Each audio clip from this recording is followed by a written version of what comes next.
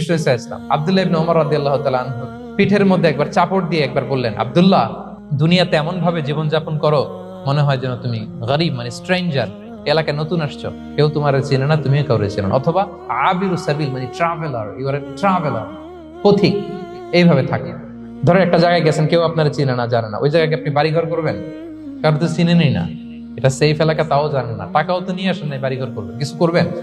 যেই কাজের জন্য গেছেন কোন রকম কাজ সেরে চলে যাবো এখান থেকে, যেহেতু আমি অপরিচিত। অথবা ট্রাভেল করতেছেন, এখান থেকে মক্কা যাবেন, ধরেন যে দুবাইতে ট্রানজিট 4 ঘন্টা, কয় ঘন্টা ট্রানজিট, যেহেতু 4 ঘন্টা পাইছি, এবার একটা সোফা কিনি, একটা টেবিল কিনি, একটা এই কিনি সেই কিনি এয়ারপোর্টের ভিতরে, এরকম কোন পাগল করে?